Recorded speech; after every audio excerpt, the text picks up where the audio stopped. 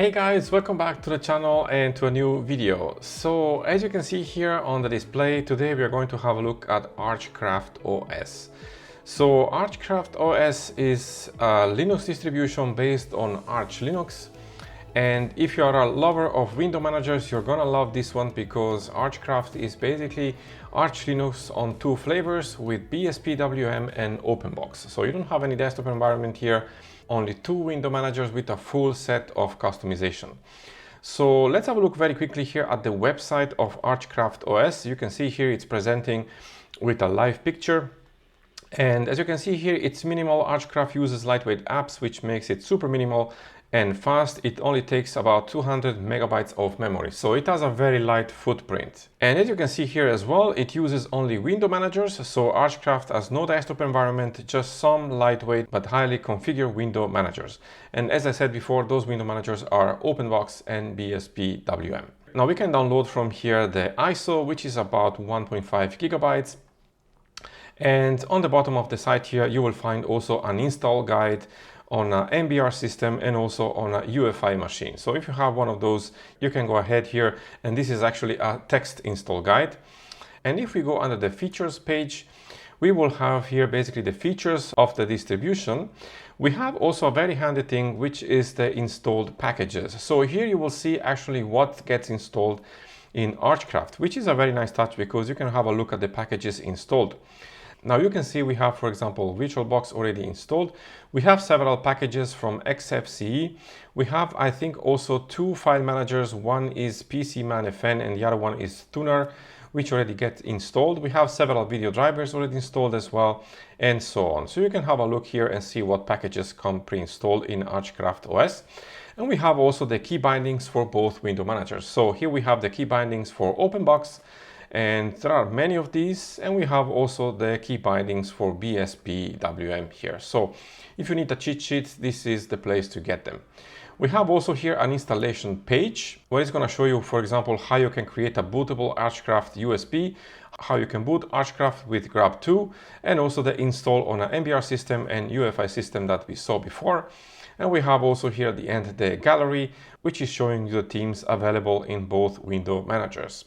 We have also a blog section here, which is going to again show you several guides, for example, things to do after installing Archcraft OS, build your own ISO, and also install with encryption on an MBR or UEFI machine, and also a bootable USB with Archcraft, and also the bootable ISO with Grab 2. So you can go ahead and explore this website. It contains a lot of information, and you can also explore here other resources like, for example, the GitHub page of the developer, which is actually containing the Polybar themes that I showed you also in my installation of Arch Linux with BSPWM and Polybar. So those designs are actually taken from this repository here. So enough talking, let's go ahead and install Archcraft. So I have already the virtual machine here, so I can just boot it up, and it's gonna take a minute to do that.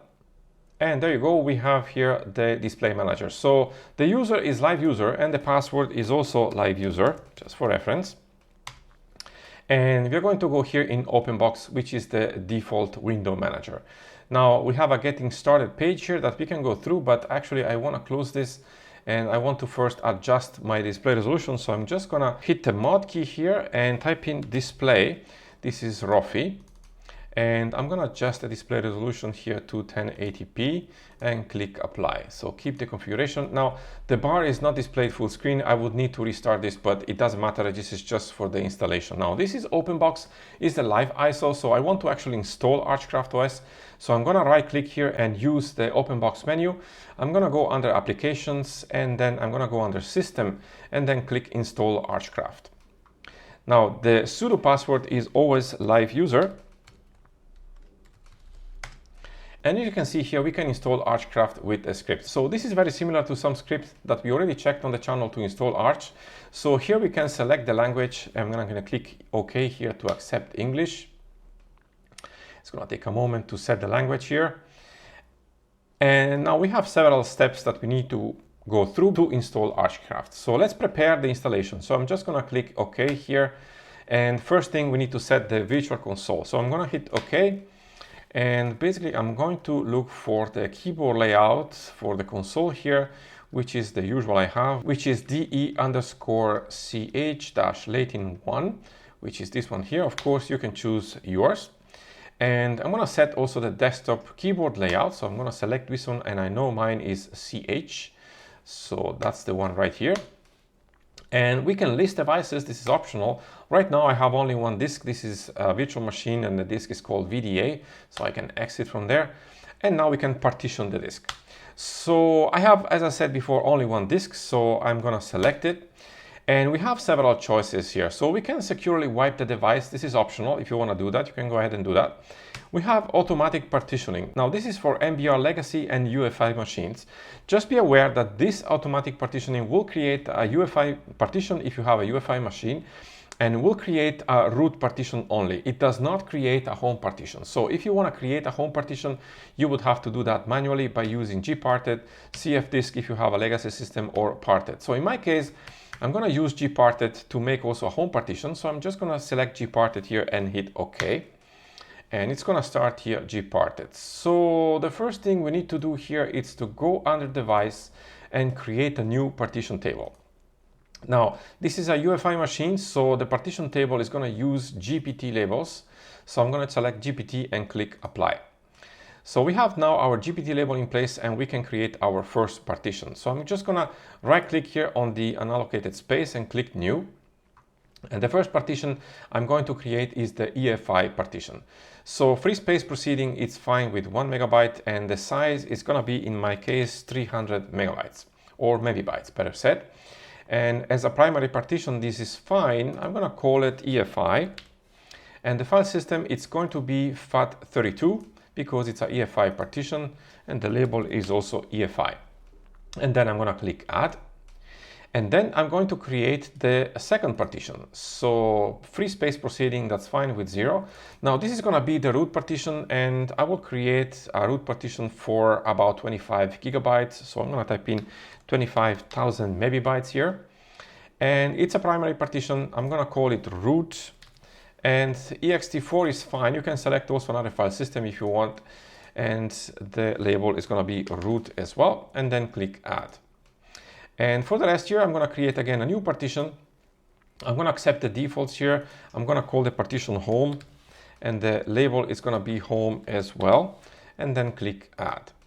Now I need to actually create these partitions, so I can click the check mark here and apply the changes, which is going to take a minute, and click close. Now the only thing I want to change here is actually the flags on the EFI partition, otherwise it won't be able to boot. So I'm going to click the partition here, and then I'm going to select manage flags. And I'm going to select here ESP, and you can see boot is selected also automatically. And then I'm going to click close. And you can see we have our flags available there.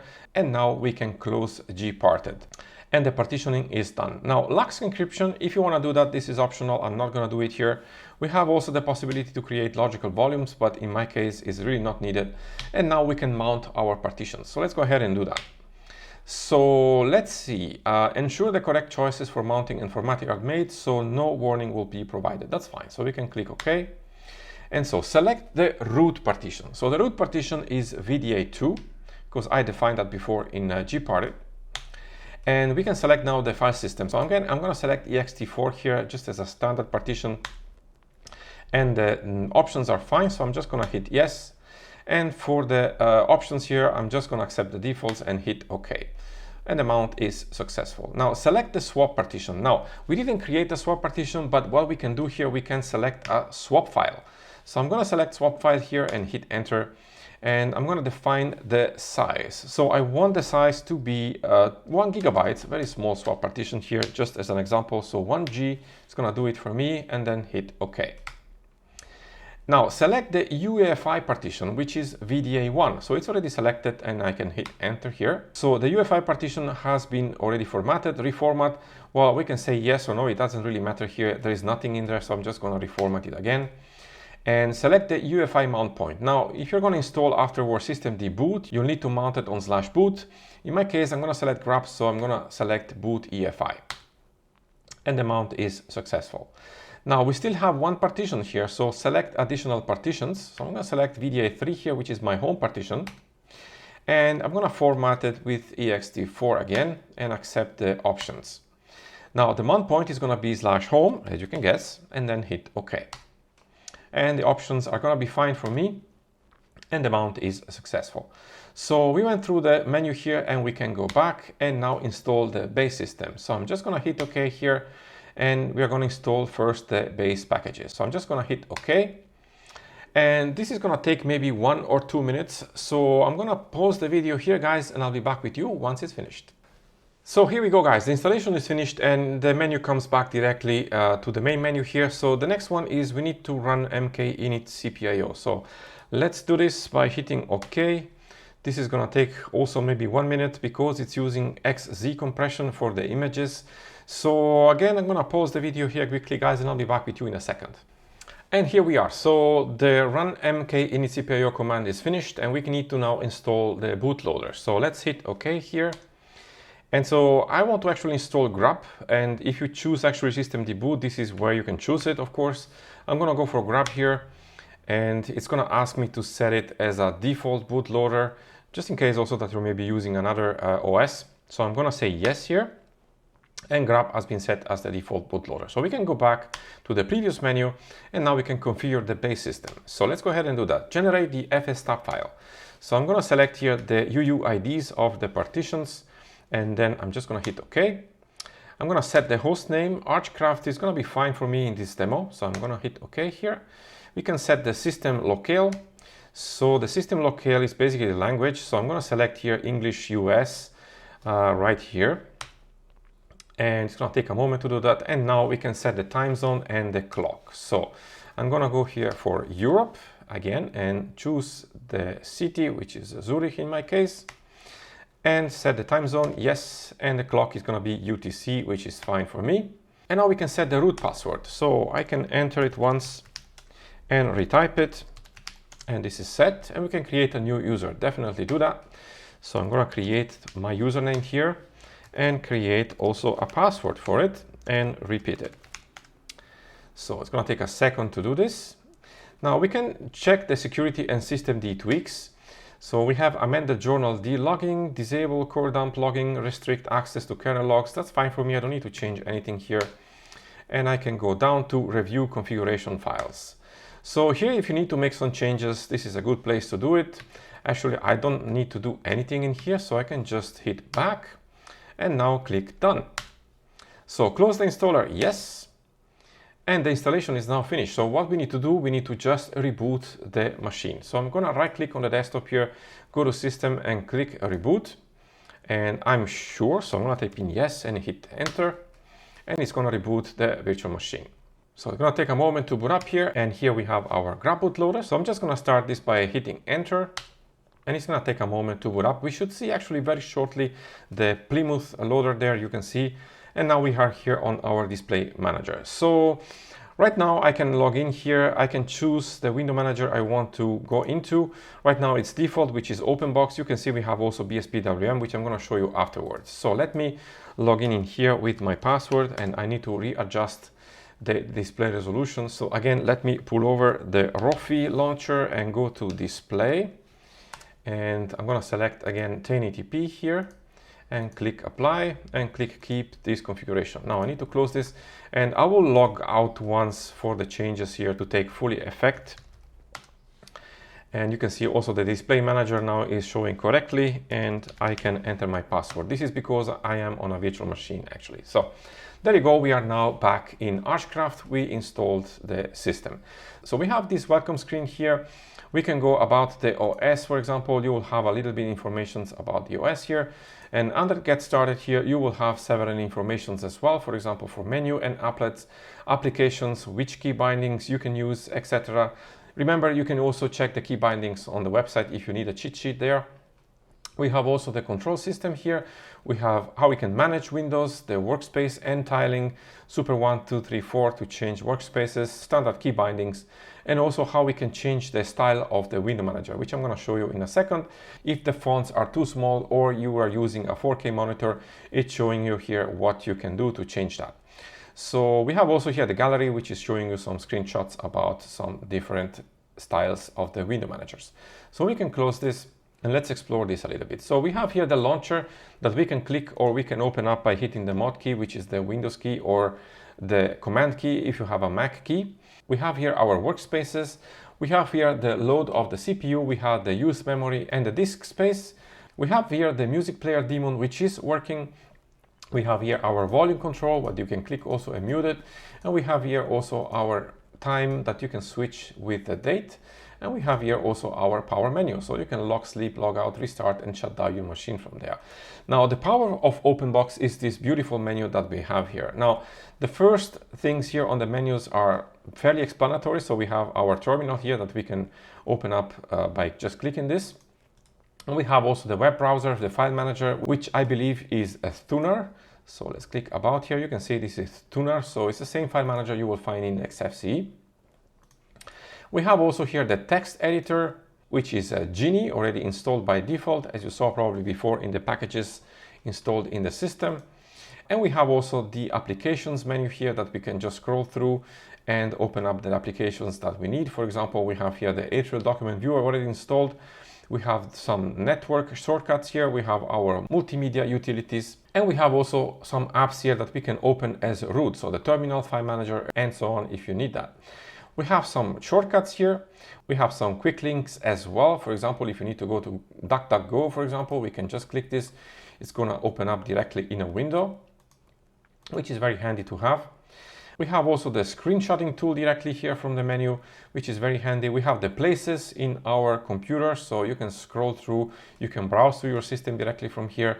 We have the recent file, we have the preferences that I'm going to come back here in a second. We have the key bindings here that you can actually show directly. We can lock the screen. This is nice. We have better lock screen already installed in the system. You can see it's working fine here. And we can go to the system menu here where we can log out, suspend, reboot, or shut down. So the preferences menu here in Openbox is where you can change basically the look and feel of your system. So under Openbox here, you can actually change the settings for Openbox itself. So you can change the menu. Right now we have already one menu installed and active. Let me go back there under preferences. We can also edit the menu. We can also edit the RC XML file and auto start. And then we have the two commands, Openbox reconfigure and restart if you make some changes and you need to restart the window manager. Now we have also some preferences for the compositor if you need to tweak it.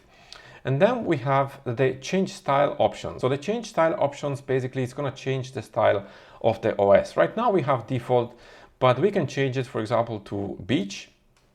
And you can see it's moving polybar on the bottom of the screen here.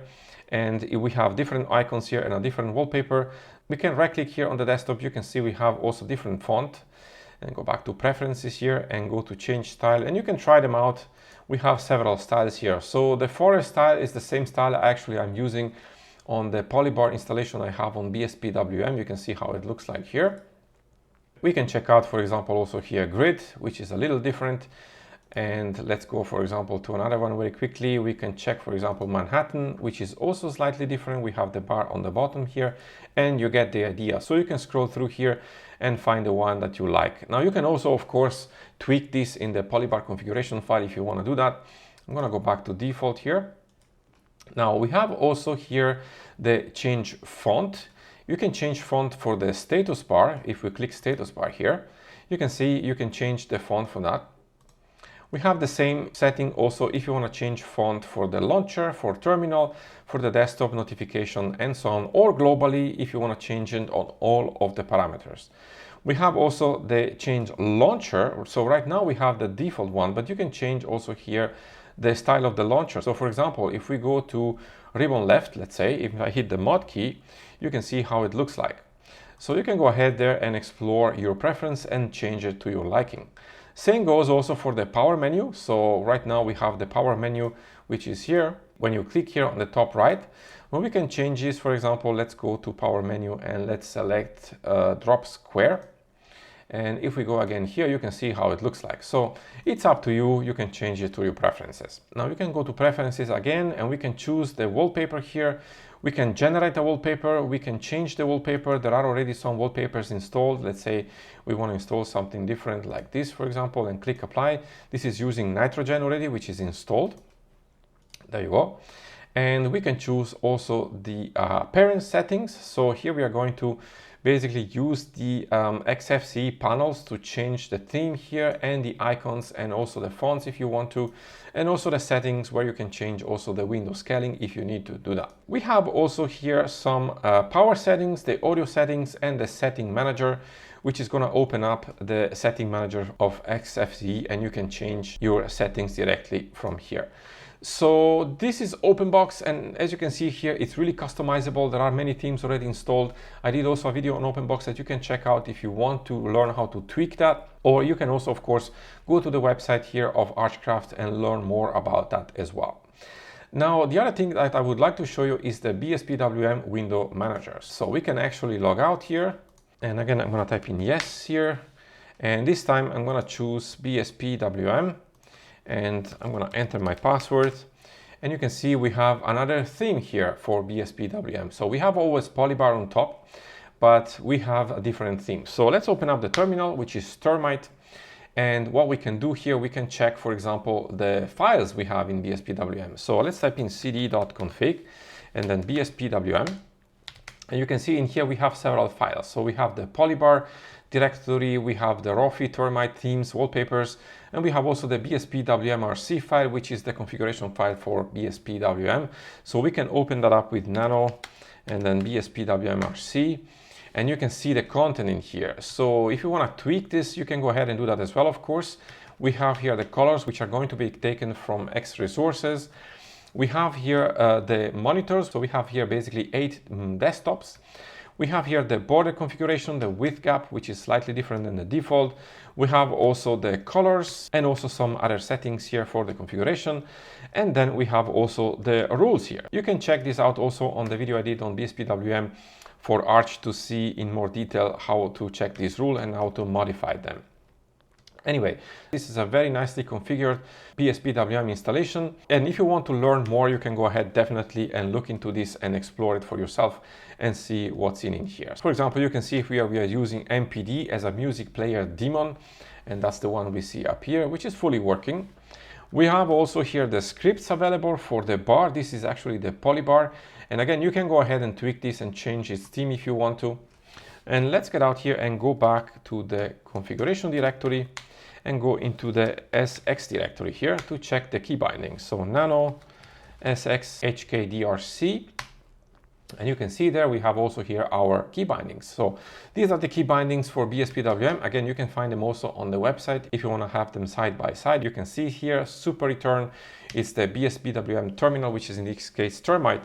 We have also the floating terminal, which is shift super return. So if I hit this, you will see it opens up here in floating mode, and you can close it with mode C. We have key bindings for the brightness control, the volume control, the music control. So if you have a keyboard like me, for example, with keys for the media players, it's gonna work.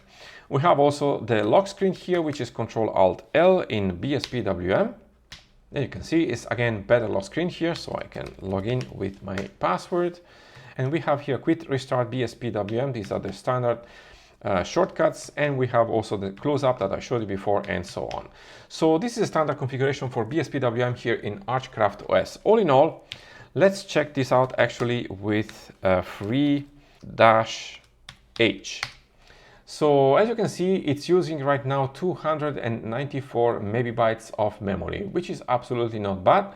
We have here 783 megabytes of buffered cache. We can check also the usage of the memory in Openbox. So we can hit here Ctrl-Alt-Q to exit BSPWM, and let's go back here to Openbox. Let's go to default here, and I'll enter my password, and we are back in Openbox. And let's open up the terminal and type in free-h, and we can see here we have about 341 megabytes of memory in use. So I actually have been using Archcraft now on a virtual machine only for 1 or 2 days, and these are really just my first impressions. And I have to say, Archcraft is really nicely built. It's really fast, at least here on a virtual machine. I'm gonna test it in the next days on a laptop and see how it performs there. It's very light and it has multiple customization options. So of course, customization is always a matter of personal preference, and you might say, well, I don't like these customizations. You can always change them to your liking if you want to. The files are open and you can go in there and check them out if you want to. But if you like the themes that are installed here, to change the themes, it's really a snap. It's just a matter of going into the right click here and go to preferences and change your style and font launcher and power menu from there directly. So it's very easy to use, and if you like window managers like Openbox and BSPWM, this is definitely a distribution to try out. Now, this is my first impression of Archcraft OS. As I said, I'm going to test it out again on a laptop in a few days, and I'm going to give you maybe in a few weeks my full impressions. Now, if you try this out, let me know in the comments below how you like Archcraft OS. And if you have any question about the video, let me also know in the comments below, and I will try to answer you as soon as I can. And I hope also that you liked the video, guys. If you did, please hit the thumbs up and subs to the channel if you haven't already. Subs always help me out. And if you want to support my work, you can do so by becoming a patron. As you probably already know, I do with my Patreon once per month a live webinar on Linux. Or if you want, you can also donate via PayPal through my website as well. Thank you so much for watching the video, guys, and I'll see you very soon in the next one.